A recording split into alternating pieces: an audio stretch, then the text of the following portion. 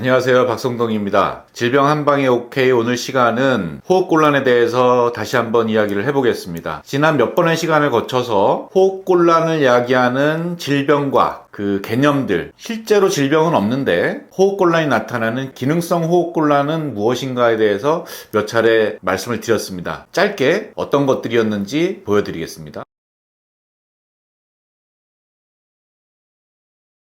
오늘은 호흡곤란과 가슴 답답함의 또 다른 한 가지 원인에 대해서 말씀드릴 텐데요. 이것은 일반적인 우리가 잘 아는 개념이 아니고요. 한의학의 독특한 그런 용어를 가지고 설명을 드릴 텐데요. 한의학에는 수독이라는 개념이 있습니다. 물이 독이 된다는 것인데요. 물이 흐르지 않고 인체 어딘가에 머물러 있으면 이것이 병이 됩니다. 사람이 바다에 빠지면, 그래서 구조가 늦어지면 사망하는데 저체온증 때문입니다. 체온이 떨어져서 사망을 하는 건데요. 물은 이렇듯이 좀 차갑다는 이미지를 가지고 계셔야 됩니다. 한의학에서는 물은 차갑다입니다. 물이 흉부에 고여있으면 가슴이 답답하고 숨이 차고 통증이 느껴지고 몸이 붓는 증상이 나타납니다. 실제로 부을 수도 있고 붓는 느낌, 얼굴이 붓는 느낌이 드는 것일 수도 있겠는데요. 이것을 다른 말로 흉간정수라고 표현했습니다. 흉간, 가슴 사이에 머물러 있는 물이라고 표현했습니다. 물은 그 머물러 있는 소재하는 부위에 따라서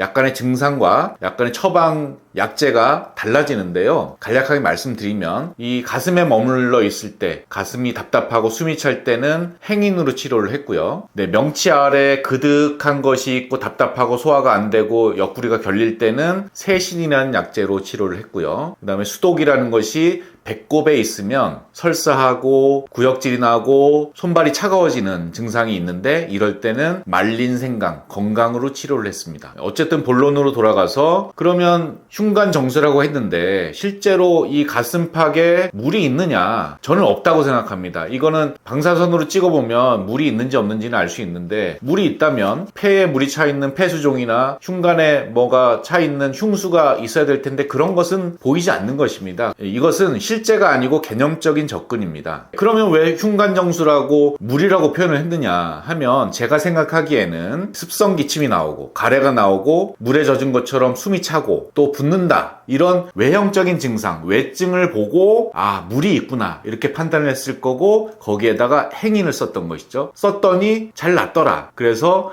행인은 흉간정수를 치료한다 이렇게 딱 정리가 됐다고 저는 생각하고 있습니다. 아무튼 한의학에서 흉간정수, 그래서 가슴이 답답하고 숨이 차는 증상이 있을 때 이것을 치료하는 약재는 행인, 살구씨입니다. 살구씨를 양리적으로 살펴보면요. 살구씨에는 아미그달린이라는 성분이 많이 들어있어서 이것이 체내에 들어와서 시아나수소라는 것을 생성합니다. 이것이 호흡 중추를 안정시켜서 천식이나 가래를 치료하는 효능이 있는 걸로 밝혀졌습니다. 그렇기 때문에 천식에 사용하는 약재가 맞고요. 행인에는 독성이 있습니다. 독성이 있기 때문에 함부로 드시면 안 되고요. 볶아서 쓰면 독성이 좀 줄어들고 한약재로 사용할 때는 끓는 물에 살짝 데쳐서 껍질을 벗겨서 사용하는데 그렇게 되면 독성이 좀 줄어들기 때문에 좀 더 안전하게 사용할 수가 있겠습니다. 앞서 말씀드린 증상과 어떤 조건에 부합하게 진단만 정확히 된다면 효과가 정말 뛰어납니다. 그런데 제가 이렇게 말씀드린다고 해서 막 살구씨를 어디서 구해서 임의로 막 드시는 거는 정말 위험하니까 그렇게 하지 마시고요. 제가 늘 말씀드리는 이 건강상식의 폐해 중에 어떤 질환에 어떤 증상에 뭐가 좋더라 하면 덮어놓고 그거를 막 복용한단 말이에요. 그거는 약이 아니라 독이 될 수 있으니까 정말 조심하셔야 되고요. 정확한 치료를 위해서는 정확한 진단이 선행돼야 된다는 것을 강조드립니다.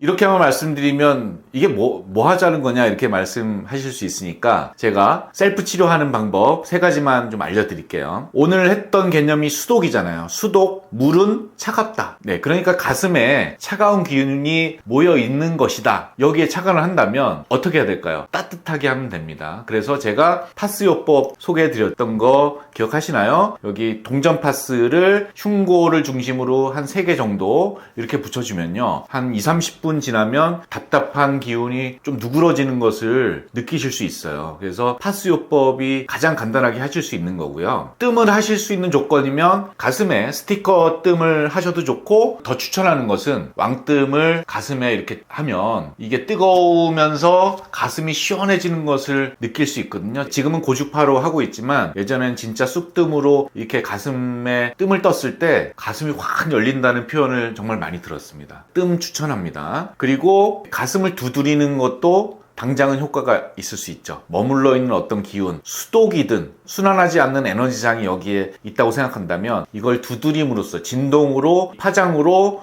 돌게 하는 효과도 있을 수 있거든요. 그래서 두드리는 것도 효과가 어느 정도는 있을 수 있고요. 또 한 가지는 30분 이상 숨이 찰 정도로 운동하는 것. 운동을 하면 여러 가지 그 혈관의 순환도 좋아지고요. 혈관벽을 자극해서 혈관을 넓히고 혈압도 내리고, 또 엔도카나바노이드라는 호르몬이 분비되면서 기분을 상승시키고 우울증을 치료하기도 하고, 가슴에 맺힌 화병 있잖아요.